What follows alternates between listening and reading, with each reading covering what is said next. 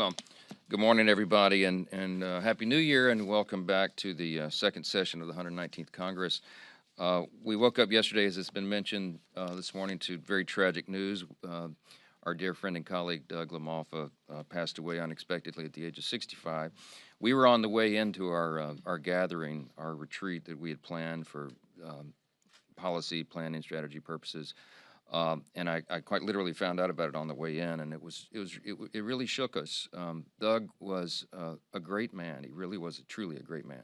He's a lifelong resident of Northern California and deeply loved the people he represented. He was a fierce fighter, as you've heard, for his state's its vast natural resources and its beauty, and the people he represented. And there are stories coming out from his constituents about how dedicated he was to the people he served, and how in that vast area of Northern California that he covered, he would drive hundreds of miles to go meet with just a handful of constituents, and people would ask him about the wisdom of being on the road so much. And he said, I represent them just as much as I do the people in the big city, and they deserve to have their rep. And we just love that spirit about him.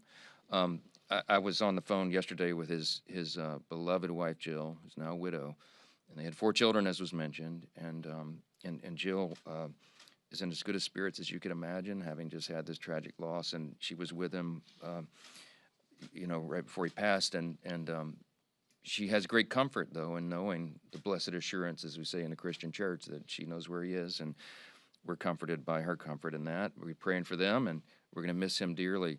I told her that Doug was, he's one of the most respected people in this institution, not just because of his selfless service and what he brought to it, but the way that he dealt with others and dealt with all of us. And I told her just a brief reflection that came to mind. I was on the phone with her yesterday. A few years ago, I was the vice chairman of the House Republican Conference, and one of the jobs of the vice chairman is to amplify the message on the floor. And so we try to fill the floor time, and I would sponsor these special order hours, and I would try to recruit members to come, sometimes late at night, and use that time effectively and advance our message. And Doug Lamalfa was the most faithful member always, and was to the day of his death. Blake Moore is now the vice chair and told the same story this morning, but I told his wife Jill last night, I said, I remember this one particular night, I think session had been canceled for the following day, and everybody jumped on airplanes and went home, and everybody canceled their RSVP for the floor, and Doug showed up. He showed up. He always did.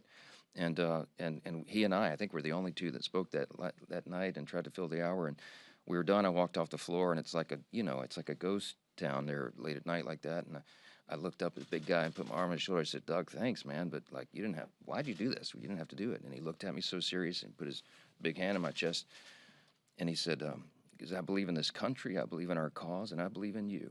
And he said, we have to fill this time to tell the American people what we're doing. And I love that commitment about him, and we all did. Tom McClintock is a colleague of his from California, and they've served together for a long time. And Tom told me yesterday, I don't think he'd mind me repeating this, but he said, I think Doug Lamalfa was the kindest man I ever knew. And he said, y'all know McClintock, he's real serious. He said, I'm not saying one of the kindest. I'm saying the kindest man I ever knew. That's a high praise, so we'll miss him. In addition to this beginning the second session of the 119th Congress, it's also, as you know, January 1st marked the beginning of our 250th year, the semi-quincentennial, or as we like to call it, the supercentennial. And it is going to be a big year for America, and we're excited about that. The America 250 Committee kicked off with an epic firework display on the National Mall a couple nights ago to commemorate the 250 years of American excellence. All 50 states, of course, will follow with their own events around the country this year, and of course, it will all culminate in the nation's birthday on July 4th. We have a lot to celebrate. We're still an experiment in self-governance. There is no guarantee of how long this grand experiment will last, but we are very bullish on America.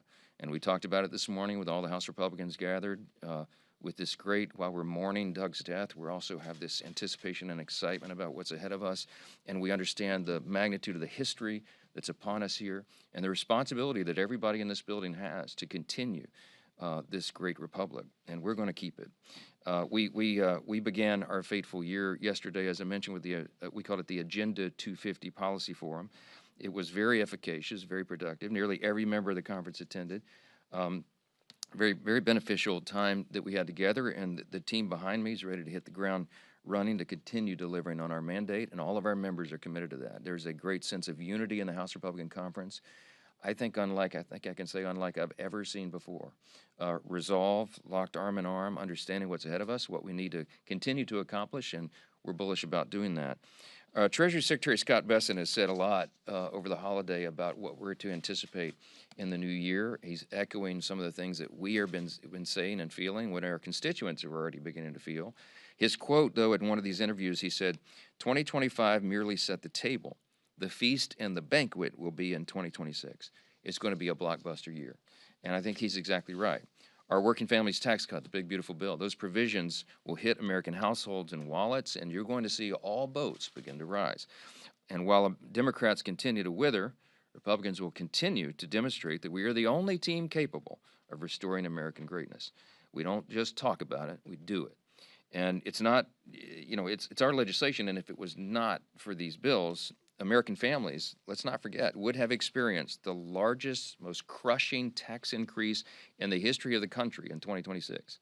All those Trump-era tax cuts would have expired, and we'd have had $5 trillion of taxes just descend upon that weight on all families in this country. We stopped that, and we turned it back the other direction. Thanks to the working families tax cuts, that will be avoided completely. All American families are going to receive the largest tax refund they ever have, and that all begins very soon here. Every Democrat, remember this too, voted for record tax increases, while every Republican voted for record tax cuts and refunds to the people. And we hope everybody remembers that simple fact the next time the Democrats start talking about trying to make life more affordable and all this. There's only one party actually doing that. It's the Republican Party. I want to make one more point about our meeting yesterday. Both House Republicans and House Democrats, as you might have noted, held closed-door conference-wide meetings this week. House Republicans discussed how we can continue to drive down costs for working families, make our streets and neighborhoods safe again, and restore American dominance on all fronts. And meanwhile, by contrast, what were the House Democrats doing? Well, they held an emergency meeting to determine how to think about the successful ousting of an illegitimate narco-terrorist dictator who killed dissidents, poisoned Americans, and plunged 90% of his country into abject poverty. Nicolas Maduro, who the Biden administration placed a $25 million bounty on, is no longer terrorizing the people of Venezuela anymore. I'm so grateful for Congressman Jimenez, who came in to share his perspective as a South Floridian and Miami person, resident. They understand this as acutely as anybody. Because the action was taken by President Trump, Democrats are apoplectic. They claim they didn't like Maduro either, but because President Trump took action, as was noted earlier, they're now critical of it. They're going to cut off their own nose to spite their face. This is the modern Democrat Party. Instead of a caucus-wide therapy session, how about Democrats acknowledge that it's a fundamentally good thing for freedom-loving people around the world that Maduro is gone? And I want to reiterate what I said following our Gang of Eight briefing yesterday, which was the 20th such briefing by the Trump administration to Congress regarding Venezuela. And there's more scheduled this week, as you know, in about an hour or so, 45 minutes. All the members of Congress are going to meet in the CVC auditorium, and all the administration officials are going to brief them on this issue. The U.S. military operation in Venezuela was decisive and justified. Nicolas Maduro was responsible for the deaths of Americans after years of trafficking illegal drugs and violent cartel members into this country, and this is undisputed, and everybody knows it. These are crimes for which he's been properly indicted in a U.S. court, and an arrest warrant was duly issued, and now he has learned what accountability looks like under President Trump. The U.S. is no longer going to allow criminal regimes to profit from wreaking havoc and destruction on our country. That's what the American people voted for. They wanted to return to the rule of law, insanity at the border, and they wanted this kind of nonsense and dangerous activity to stop. Republicans are putting Americans first and succeeding where others have failed. The operation demonstrated the unmatched, by the way, precision, effectiveness, professionalism, and capacity of the U.S. military. There's no fighting force on the planet capable of doing what we can do. And you should sleep well at night knowing that you live under the blanket of that protection. Our brave military was in and out of Venezuela in 2.5 hours, and there wasn't a single American casualty. It's really something that everybody should respect and applaud. And because I'm sure you'll have questions, let me be clear. The Constitution gives Congress the power to declare war. There's no dispute about that, of course. But we are not in a war in Venezuela. The Constitution also vests the president with the power as commander-in-chief that he can use to deploy military forces to address threats to the U.S. and enforce our laws. And that's what happened here. It's exactly what happened here. The War Powers Act has been cited by Democrats. It only requires notification to Congress within 48 hours of the initiation of hostilities. It does not require prior approval, and they properly notified Congress. And I've mentioned publicly, Secretary Rubio called me at 4 a.m. To notify the Speaker of the House of what was taking place and why. Despite the claims, by the way, they submitted that to us in writing as well. They checked all the boxes, did everything they were supposed to do. Despite the claims by some of my colleagues under the War Powers Act, there's just not a requirement that they do anything else. I'll address appropriations, take your questions. This week, the House is going to advance, as you heard, the next set of the FY26 appropriations bills. We're going to continue our strides to restore regular order around here and get back to the appropriations process. We're not totally there yet on the full, what you would fully call regular order, but my, have we pushed this boulder up that hill.